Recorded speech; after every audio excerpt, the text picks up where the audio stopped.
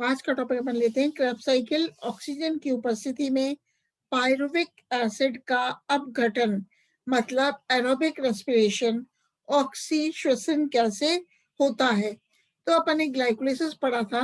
तो ग्लाइकोलिसिस का अंतिम उत्पाद पायरुविक एसिड होता है जो ऑक्सीजन की उपस्थिति में क्रेब्स चक्र द्वारा अपघटित होता है।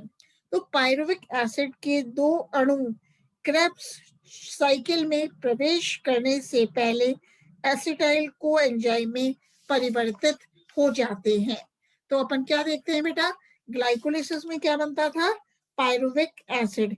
अब ये पायरुविक एसिड के दो अणु क्रेब्स साइकिल में प्रवेश करने से पहले एसिटाइल कोएंजाइम में परिवर्तित होते हैं और यह प्रक्रिया साइटोप्लाज्म में संपन्न होती है। इसके पश्चात यह माइटोकॉन्ड्रिया में प्रवेश करता है। मतलब जब पायरुविक एसिड से एसिटाइल कोएंजाइम ए बनता है तो यह प्रक्रिया तो साइटोप्लाज्म में होती है। अब जब एसिटाइल कोएंजाइम ए बन जाता है तो यह माइटोकॉन्ड्रिया में प्रवेश करता है जहां क्रेब्स साइकिल की अभिक्रियाएं संपन्न होती है। तो सबसे पहले बात करते हैं फॉर्मेशन ऑफ एसिटाइल कोएंजाइम ए। तो पायरुविक एसिड का ऑक्सीडेटिव डीकार्बोक्सिलेशन द्वारा एसिटाइल कोएंजाइम ए में परिवर्तन होता है। तो डीकार्बोक्सिलेशन क्रिया पायरुवेट डीहाइड्रोजिनेज एंजाइम कॉम्प्लेक्स द्वारा उत्प्रेरित होती है जिसमें तीन enzyme pyruvate decarboxylase, pyruvate decarboxylase, lipoate acetyl transferase व लिपोएट डीहाइड्रोजिनेज सम्मिलित हैं। मतलब पहले क्या होता है, ऑक्सीडेटिव डीकार्बोक्सिलेशन होता है किसका, पायरुविक एसिड का। और जब पायरुविक एसिड का डीकार्बोक्सिलेशन होता है तो तीन एंजाइम पार्टिसिपेट करते हैं। इन एंजाइम्स के नाम हैं pyruvate pyruvate decarboxylase, lipoate acetyl transferase व लिपोएट डीहाइड्रोजिनेज। इसके अतिरिक्त इस प्रोसेस में 5 सहकारकों को फैक्टर्स की आवश्यकता होती है और ये सहकारक कौन कौन से हैं, magnesium ions, thiamine pyrophosphate TPP, thiamine pyrophosphate TPP व nicotinamide adenine dinucleotide coenzyme A तथा लिपोइक एसिड। एक बार कोमल तंवर व कोमल चौधरी आई हैं, इनको एडमिट कर देते हैं। कोमल तंवर, कोमल चौधरी, ठीक है, कोमल चौधरी भी आ गई और कोमल तंवर भी। अब पायरुविक एसिड से एसिटाइल कोएंजाइम ए के निर्माण में निम्न क्रियाएं संपन्न होती हैं।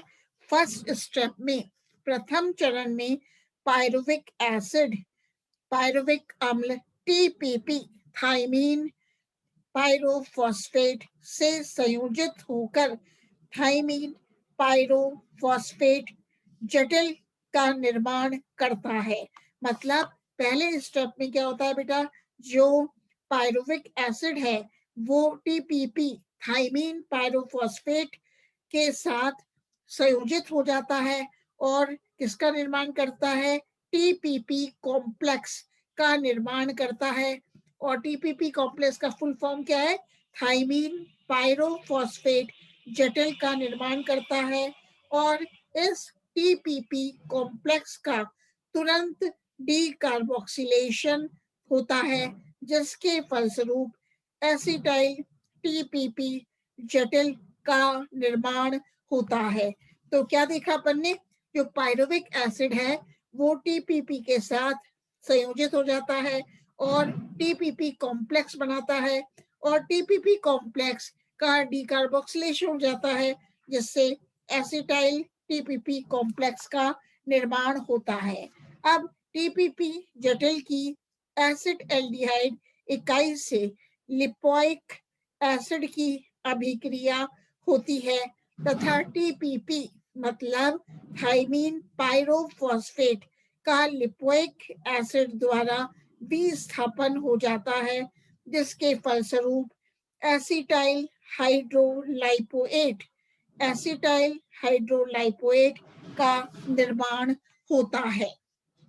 मतलब acetyl TPP complex lipoic acid के साथ संयुक्त होकर एसिटाइल हाइड्रोलिपोइड का निर्माण करता है और एसिटाइल हाइड्रोलिपोइड की कोएंजाइम ए से क्रिया होती है, जिसके फलस्वरूप एसिटाइल कोएंजाइम ए का निर्माण होता है तथा लिपोइक एसिड अपचयित हो जाता है। यह अभिक्रिया लिपोइड डिहाइड्रोजनेज लिपोइड डिहाइड्रोजनेज की उपस्थिति में होती है और अंतिम चरण में अपचयित लिपोइक अम्ल का सहकारक NADP प्लस द्वारा ऑक्सीकृत हो जाता है।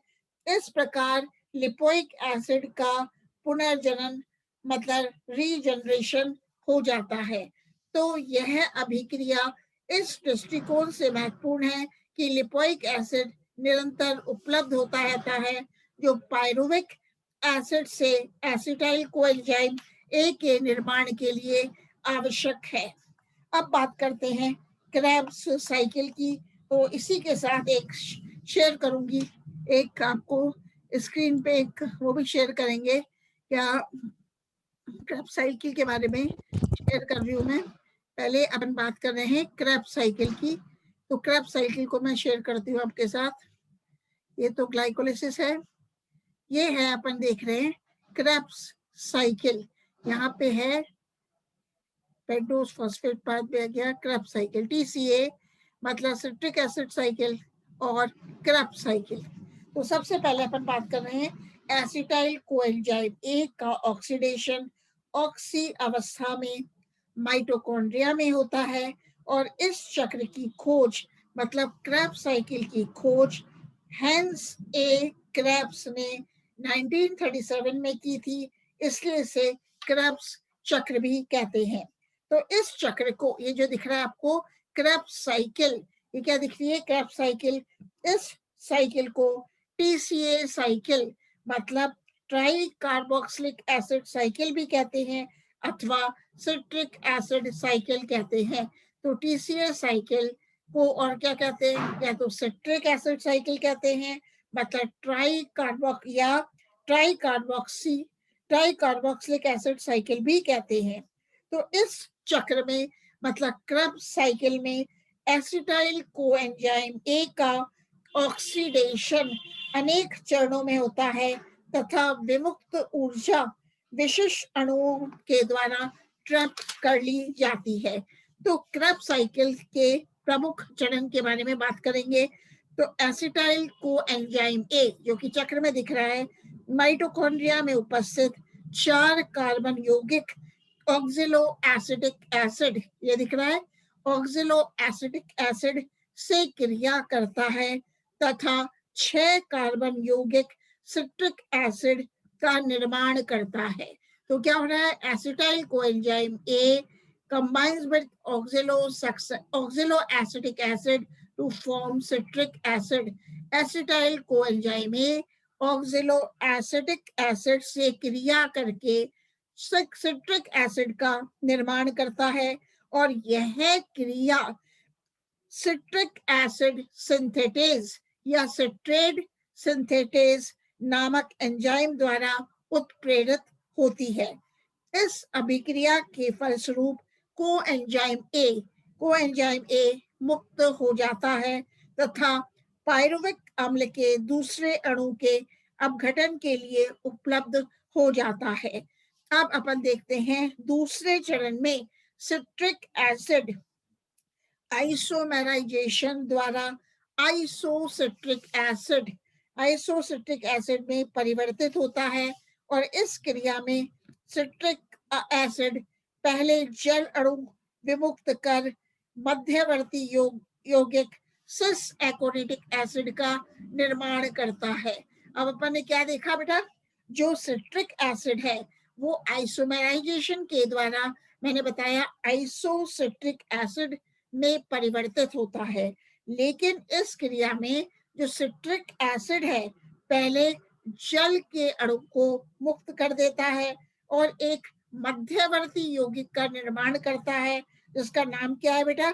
सिस एकोनिटिक एसिड। ये देख लो, सिस एकोनिटिक एसिड, जो पुनः जल ग्रहण कर, ये सिस एकोनिटिक एसिड पुनः जल को ग्रहण कर लेता है और आइसोसिट्रिक एसिड का निर्माण करता है।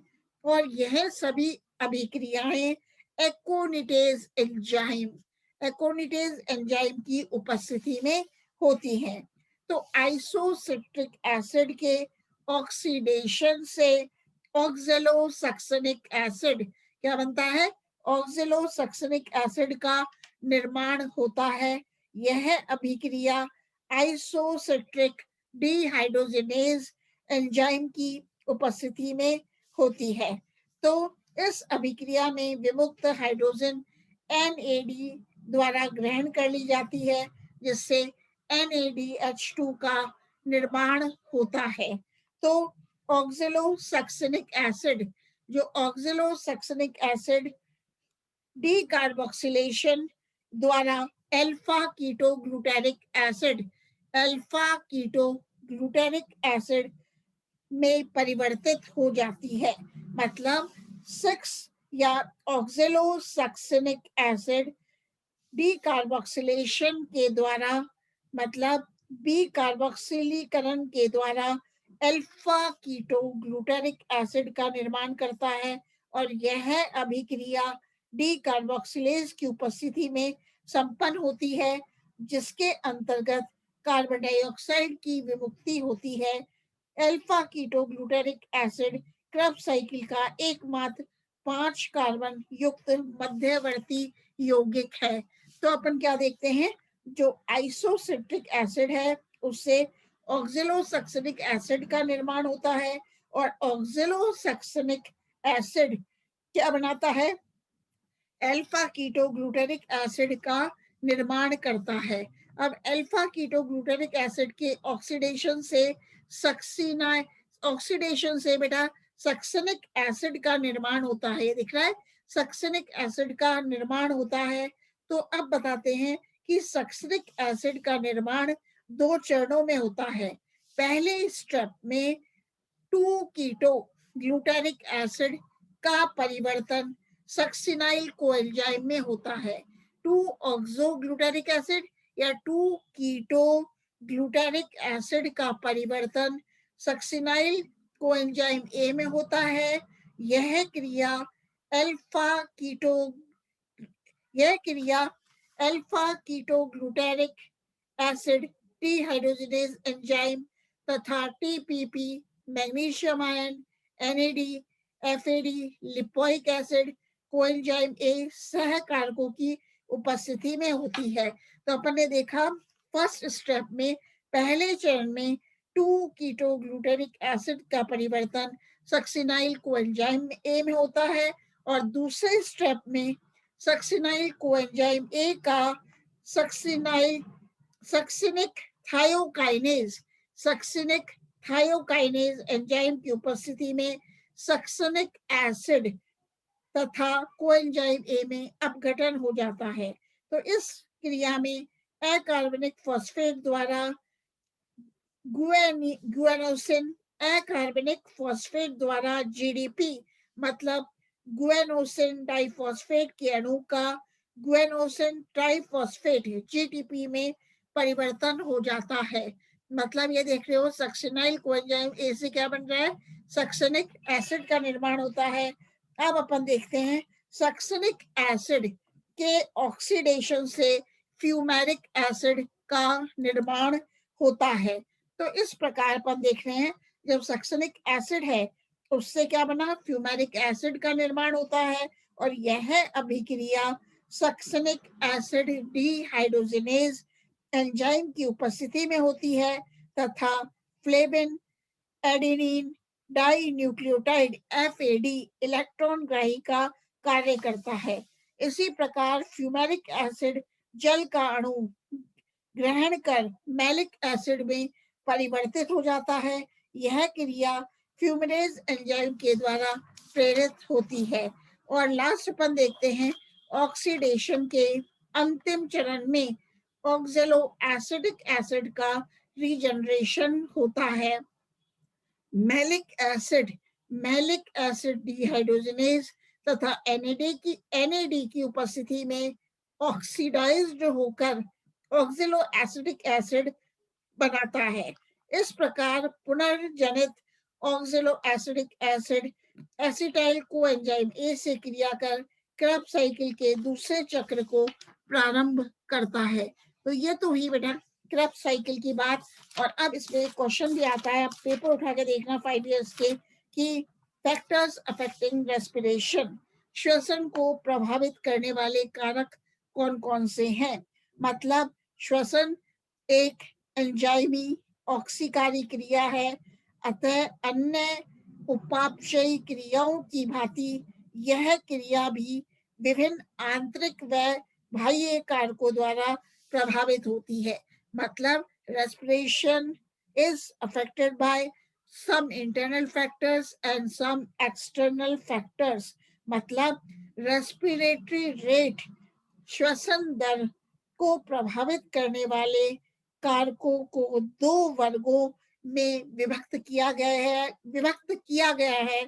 एक तो है आंतरिक कारक व बाह्य कारक।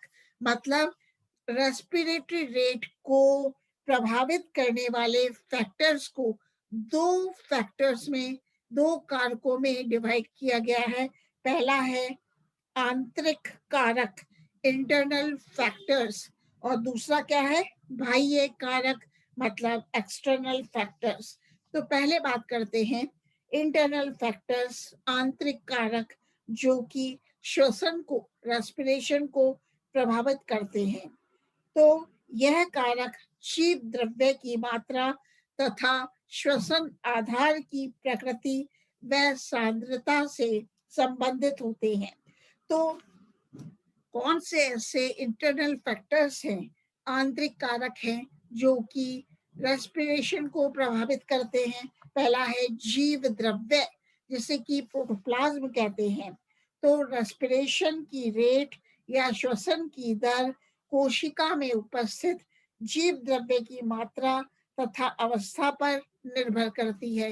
तो कैसे करती है कि मेरिस्टेमेटिक सेल्स में जीव द्रव्य परिपक्व कोशिकाओं की अपेक्षा अधिक सघन व सक्रिय होता है। क्या देखते हैं, जो विभज्योतक कोशिकाएं हैं उनमें जो प्रोटोप्लाज्म है, जीव द्रव्य है, अधिक तो डेंस होता है और अधिक सक्रिय होता है। और जब मेरिस्टेमेटिक सेल्स में प्रोटोप्लाज्म सक्रिय होता है तो इन मेरिस्टेमेटिक सेल्स में विभज्योतक कोशिकाओं में रेस्पिरेटरी रेट भी अधिक होती है। इसके विपरीत परिपक्व ऊतकों की कोशिकाओं में बड़ी रिक्तिकाओं की उपस्थिति तथा स्थूलन के कारण जीव द्रव्य की मात्रा कम होती है, इसलिए इनमें रेस्पिरेटरी दर कम होती है। मतलब मैच्योर सेल्स शो लो रेस्पिरेटरी रेट। मतलब परिपक्व कोशिकाओं में जो रेस्पिरेटरी रेट होती है कम होती है। क्यों कम होती है? क्योंकि इन परिपक्व ऊतकों में, मैच्योर टिश्यूज में एक बड़ी रिक्तिका पाई जाती है, लार्ज वैक्यूल पाया जाता है। और इसी कारण जीव द्रव्य प्रोटोप्लाज्म की मात्रा कम होती है। अब जब प्रोटोप्लाज्म की मात्रा कम होती है तो रेस्पिरेटरी दर मतलब श्वसन दर भी कम होती है। इसी प्रकार हम देखते हैं पादप अंगों की वृद्धि के दौरान रेस्पिरेटरी रेट में भी वृद्धि होती है। जैसे जैसे प्लांट ऑर्गन्स में वृद्धि होती है उसी तरह रेस्पिरेटरी रेट में भी वृद्धि होती है। और परिपक्व पादप अंगों के परिपक्वन तक बढ़ती जाती है। मतलब पादप अंगों की वृद्धि के दौरान श्वसन दर में वृद्धि होती है जो अंगों के परिपक्वन तक बढ़ती जाती है। मतलब परिपक्वन के पश्चात रेस्पिरेटरी रेट में निरंतर कमी होने लगती है। जैसे ही बेटा प्लांट ऑर्गन्स मैच्योर हो जाते हैं, परिपक्व हो जाते हैं, वैसे ही रेस्पिरेटरी रेट भी कम होने लगती है। यह कभी परिपक्व कोशिकाओं में रिक्तिकाओं की अधिक संख्या, कोशिका द्रव्य के कम जल योजन तथा भित्तियों के स्थूलन आदि के कारण होती है। अब बात करते हैं कंसंट्रेशन ऑफ रेस्पिरेटरी सबस्ट्रेट्स, क्रियाधार सांद्रता, मतलब ऊतकों या कोशिकाओं में उपलब्ध श्वसनीय पदार्थों की मात्रा रेस्पिरेटरी रेट को प्रत्यक्ष रूप से प्रभावित करती है। मतलब श्वसन आधारों की उपलब्ध मात्रा तथा रेस्पिरेटरी रेट में रेखीय संबंध होता है। क्या कहने का मतलब है, जो भी रेस्पिरेटरी सबस्ट्रेट्स हैं उनकी उपलब्धता तथा श्वसन दर में रेखीय संबंध होता है। प्रकाशमान पदार्थों की पत्तियों में प्रकाश संश्लेषण के कारण रेस्पिरेटरी रेट तीव्र होती है। मतलब जो भी इल्यूमिनेटेड प्लांट्स हैं, जिसमें कि प्रकाशीय प्लांट्स है, प्रकाशमान पादप है, उनमें पत्तियों के द्वारा क्या होता है बेटा, फोटोसिंथेसिस होता है। जब इल्यूमिनेटेड प्लांट्स में प्रकाश संश्लेषण की क्रिया होती है तो रेस्पिरेटरी रेट भी ऐसे पादपों में अधिक तीव्र होती है।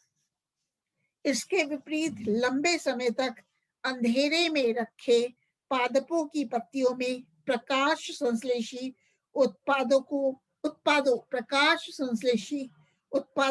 उत्पादों की कम उपलब्धता के कारण रेस्पिरेटरी रेट मंद होती है। मतलब जो पादप अंधेरे में रखे जाते हैं, डार्कनेस में रखे जाते हैं, तो उन पादपों की पत्तियों में प्रकाश संश्लेषी उत्पाद कम उपलब्ध होते हैं, इसलिए श्वसन दर भी मंद होती है। इसके अतिरिक्त ऐसी पत्तियों को शर्करा के तनु विलयन में रखने पर रेस्पिरेटरी रेट में वृद्धि होने लगती है। अब बात करते हैं external factors which affect the rate of respiration. बाह्य कारक जो कि बाह्य कारक जो कि श्वसन दर को प्रभावित करते हैं। तो बाह्य कारकों में ताप, टेम्परेचर, प्रकाश, ऑक्सीजन कंसंट्रेशन, ऑक्सीजन सांद्रता, कार्बन डाइऑक्साइड कॉन्सेंट्रेशन तथा जल आदि अन्य उपापचय क्रियाओं के समान रेस्पिरेटरी रेट को भी प्रभावित करते हैं। तो इस प्रकार हम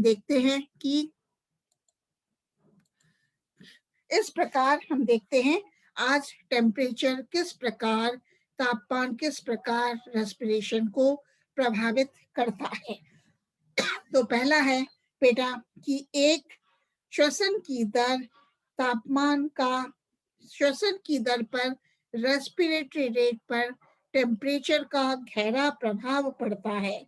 मतलब एक निश्चित सीमा तक तापमान बढ़ने पर रेस्पिरेटरी रेट में लगातार वृद्धि होती है। 0 डिग्री सेंटीग्रेड से 35 डिग्री सेंटीग्रेड के अंतर्गत रेस्पिरेटरी रेट में वृद्धि वॉन्ट हॉफ के नियम के अनुसार होती है। मतलब इसके अनुसार प्रति 10 डिग्री सेंटीग्रेड तापमान में वृद्धि पर रेस्पिरेशन दर दुगनी हो जाती है। मतलब वॉन्ट हॉफ ने क्या नियम दिया कि यदि तापमान में वृद्धि हो, मतलब यदि प्रति 10 डिग्री सेंटीग्रेड तापमान में वृद्धि पर रेस्पिरेटरी रेट दुगनी हो जाती है। 35 डिग्री सेंटीग्रेड से अधिक तापमान पर एंजाइम्स विकृत होने लगते हैं, जिससे रेस्पिरेशन की दर भी मंद होने लगती है। उच्च ताप का श्वसन दर कम होने के अन्य संभावित कारण निम्न हो सकते हैं, जैसे उच्च हाई टेम्परेचर पे जब रेस्पिरेटरी रेट कम होती है तो उसके और कारण क्या हैं? अधिक तापमान पर अधिक तापमान पर ऑक्सीजन की विलयता तथा विसरणशीलता कम हो जाती है, जिससे इसकी उपलब्धता कम हो जाती है। दूसरा है अधिक तापमान पर कार्बन डाइऑक्साइड सांद्रता बढ़ने लगती है तथा कार्बन डाइऑक्साइड की अधिक सांद्रता रेस्पिरेटरी रेट पर निरोधी प्रभाव डालती है। अधिक तापमान पर प्रकाश संश्लेषण दर कम हो जाती है, जिससे क्रियाधारों की उपलब्धता कम हो जाती है। अब सेकंड बात करते हैं अपन लाइट। किस प्रकार से जो प्रकाश है, लाइट है, वो रेस्पिरेशन को प्रभावित करता है। तो किस प्रकार जो प्रकाश है रेस्पिरेशन रेट को प्रभावित करता है, तो उसकी बात कर रहे हैं। तो प्रकाश की उपस्थिति व अनुपस्थिति दोनों अवस्थाओं में रेस्पिरेटरी प्रोसेस समान रूप से जारी रहती है। इसलिए यह कहा जाता है कि प्रकाश का रेस्पिरेशन पर कोई डायरेक्ट प्रभाव नहीं पड़ता। मतलब प्रकाश में वृद्धि से रेस्पिरेटरी रेट में वृद्धि की जा सकती है। जैसे जैसे लाइट की इंटेंसिटी इंक्रीज होती है, तो उसी प्रकार रेस्पिरेटरी रेट में भी वृद्धि की जा सकती है। इस प्रकार प्रकाश परोक्ष इनडायरेक्ट रूप से रेस्पिरेशन को प्रभावित करता है और प्रकाश श्वसन क्रिया पर निम्न प्रकार से परोक्ष प्रभाव डालता है। फर्स्ट है, प्रकाश की उपस्थिति में पत्तियां प्रकाश संश्लेषण द्वारा कार्बनिक पदार्थों का निर्माण करती हैं, जिससे श्वसन आधारों की उपलब्धता बनी रहती है। दूसरा है, प्रकाश की उपस्थिति में रंध्र खुले रहते हैं, जिससे श्वसन क्रिया के लिए गैसेस का विनिमय सुगमता व तीव्रता से होता रहता है। आप सभी जानते हो, जब फोटो प्रकाश होता है, लाइट की प्रेजेंस में जो स्टोमेटाज हैं वो ओपन रहते हैं। किसी भी पादप को जब लाइट प्रदान करते हैं, प्रकाश प्रदान करते हैं, तो रंध्र खुल जाते हैं और जब रंध्र खुले रहते हैं तो रेस्पिरेटरी प्रोसेस के लिए गैसेस का एक्सचेंज सुगमता से इजीली हो जाता है। वह गैसेस का विनिमय मतलब एक्सचेंज तीव्रता से होता है तथा रेस्पिरेटरी रेट तीव्रता से होती है। तीसरा है, प्रकाश की उपस्थिति में जटिल कार्बोहाइड्रेट का घुलनशील शर्कराओं में परिवर्तन प्रेरित होता है, जिससे ऑक्सीडेशन सुगमता से होता है। प्रकाश द्वारा तापमान में वृद्धि होती है, जो रेस्पिरेटरी रेट को बढ़ाती है। तो अनेक वैज्ञानिकों ने प्रयोगों में पाया कि प्रकाश तीव्रता में वृद्धि से रेस्पिरेटरी रेट में भी वृद्धि होती है। इसके अतिरिक्त प्रकाश की किस्म भी रेस्पिरेटरी रेट को प्रभावित करती है। अब अपन लेते हैं कार्बन डाइऑक्साइड। किस प्रकार कार्बन डाइऑक्साइड रेस्पिरेशन को प्रभावित करती है। तो वायुमंडल में कार्बन डाइऑक्साइड की सांद्रता लगभग स्थिर रहती है। इसी कारण से पौधों में रेस्पिरेटरी रेट पर कार्बन डाइऑक्साइड कार्बन डाइऑक्साइड का विशेष प्रभाव नहीं पड़ता है, परंतु वायुमंडल में कार्बन डाइऑक्साइड की सांद्रता बढ़ने पर रेस्पिरेटरी रेट कम हो जाती है। मतलब जैसे ही एटमॉस्फेयर वायुमंडल में कार्बन डाइऑक्साइड की सांद्रता बढ़ती है, मतलब जैसे ही वायुमंडल में कार्बन डाइऑक्साइड की सांद्रता कॉन्सेंट्रेशन बढ़ती है, तो रेस्पिरेटरी रेट कम हो जाती है। और यदि मृदा में वातन यथोचित नहीं हो, तो ऐसी स्थिति में जड़ों व सूक्ष्म जीवों के निरंतर श्वसन से मृदा में कार्बन डाइऑक्साइड सांद्रता बढ़ जाती है तथा इसके फलस्वरूप जड़ों की श्वसन क्रिया मंद पड़ जाती है।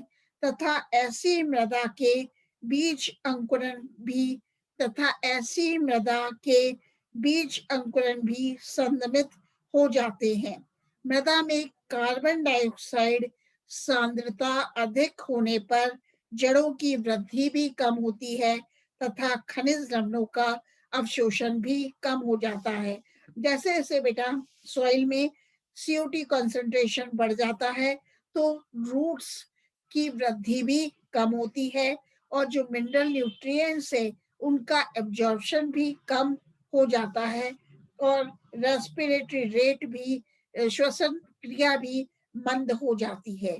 तो कार्बन डाइऑक्साइड सांद्रता पादपों के वायवीय भागों मुख्य रूप से रंध्र गति को प्रभावित करती है। कार्बन डाइऑक्साइड की अधिक सांद्रता पे अधिकांश पादपों में रंध्र बंद हो जाते हैं। इसके विपरीत कम सांद्रता पे रंध्र खुल जाते हैं। बेटा क्या होता है, जो प्लांट्स हैं उनमें जब कार्बन डाइऑक्साइड की अधिक कंसंट्रेशन हो जाता है तो प्लांट्स में रंध्र स्ट्रोमेटास बंद हो जाते हैं। स्ट्रोमेटास प्लांट्स में बंद हो जाते हैं कब? जब कार्बन डाइऑक्साइड कॉन्सेंट्रेशन अधिक होती है, लेकिन जब कार्बन डाइऑक्साइड कॉन्सेंट्रेशन कम होती है तो स्ट्रोमेटास खुल जाते हैं। पौधों में गैसों का विनिमय मुख्य रूप से रंध्रों के द्वारा होता है। इस प्रकार कार्बन डाइऑक्साइड की अधिक सांद्रता पर रंध्र बंद होने के कारण ऑक्सीजन की अनुपलब्धता ऑक्सीजन की अनुपलब्धता के कारण श्वसन दर संदमित हो जाती है। मतलब जब कार्बन डाइऑक्साइड की कंसंट्रेशन अधिक होती है तो बेटा क्या होते हैं, रंध्र बंद हो जाते हैं और जब रंध्र बंद हो जाते हैं तो ऑक्सीजन अनअवेलेबल होती है, ऑक्सीजन अवेलेबल नहीं हो पाती और जब ऑक्सीजन अवेलेबल नहीं हो पाती तो रेस्पिरेटरी रेट भी इनहिबिट हो जाती है, संदमित हो जाती है। एक मिनट, मोनिका धायल आई है अभी अभी। मोनिका धायल को मैं एडमिट कर देती हूँ। मोनिका धायल, ये मोनिका